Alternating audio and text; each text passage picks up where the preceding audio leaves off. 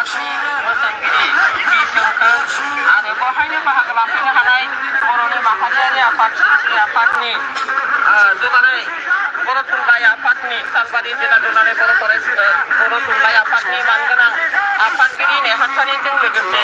बेवहाय बाहागो लाफैनो हानाय साफ्रोमबो मावथि दैदेनगिरि नोंथांमोन आरो बेवहायनो बाहागो लानो हानाय गुदि फरायसालि गेजेर फरायसालि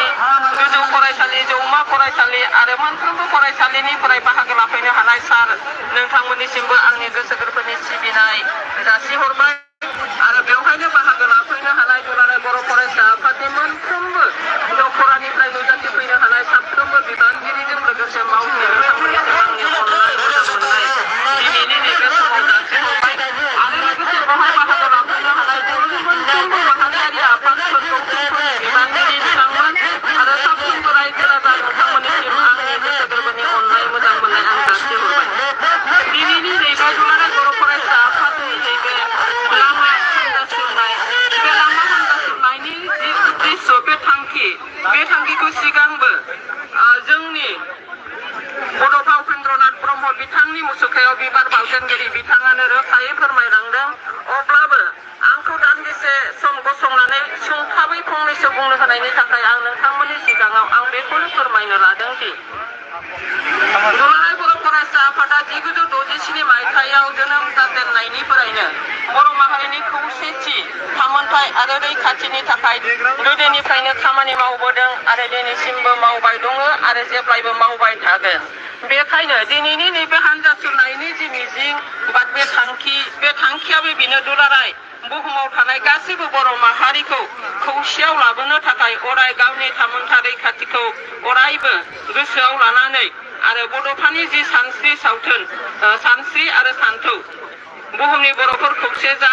थांनानै था आरो थांनानै थानो हो बे मोन्थोरखौ गोसोआव लानानै दिनै नैबे हाबाफारिखौ मावफुंनो लानाय जादों दिन्थिफुंनो लानाय जादों बेनि दारै बेनि हेफाजाबै बेनि गेजेरजों आं बेखौनो खावलायगोन जोंनि बर' माहारिनि गेजेराव जिखिनि राजखान्थियारिफोर थायाथों मानो अन्यान्य सामाजिक गौथुमफोर थायाथों मानो मोनफ्रोमबो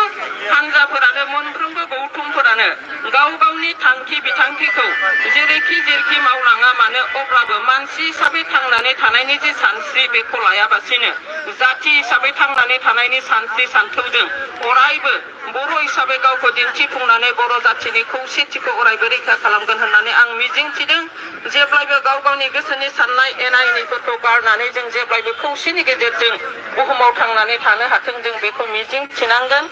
जोंनि गेजेराव जिखिनि माजे समय एबा गेजेर गेजेर जाबोबाय थानाय नुबोबाय थानाय गावजों गाव एना एनि सोंखारिलायनाय मुं सुलायनाय बेफोर गाज्रि जाथाय गाज्रि हुदा गाज्रि हाबाफोरखौ गारनानै जों गासैबो बर' हिसाबै गावनि जाथिनिनो साफा बिदा फंबाय हिसाबै जों बयखौबो खौसेनि गेजेरजों खामानि मावलांगोन होननानै आं अरायबो मिजिंथिदों आं सुंथाबै आं बेखौनो बुंगोन साफ्रोमबो बर' माहारियानो मानसि हिसाबै थांना थायाबासिनो जाथि हिसाबै थांना थानानै मोनफ्रोमबो गौथुमानो गाव गावनि थांखि आरो नोजोरफोरखौ मोजाङै मावफुंलांगोनखौ आं मिजिंथिनानै आंनि सुंद' बिबुंथिखौ आं बहायनो फोजोबबाय दुलाराय बर' फरायसा अराय थांनानै थाथों दुलाराय बर' फरायसानि सानस्रि सान्थौ जेब्लायबो जाफुंसारथों आं बेखौ मिजिंथिनानै आंनि बुंनायखौ आं बहायनो फोजोबबाय खुलुमबाय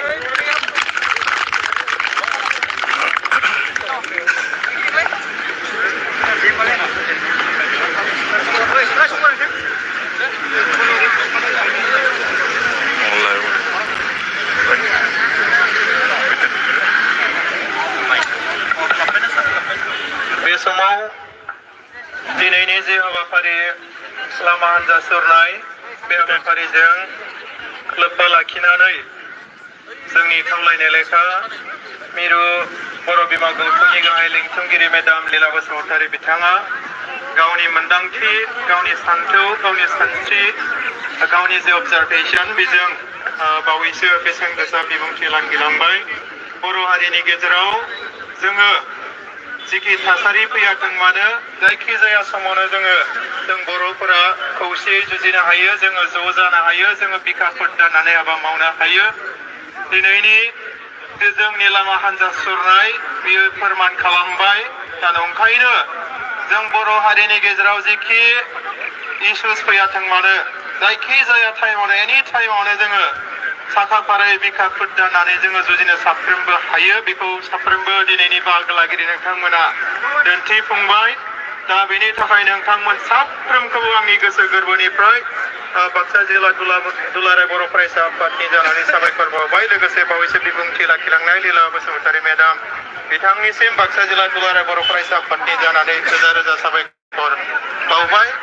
दिनैनि जे हाबाफारि बेखौ गोलावथार खालामनाय नंला फोजोबनायनि लामायाव बे समाव साबायखर बावनाय हाबाफारि दङ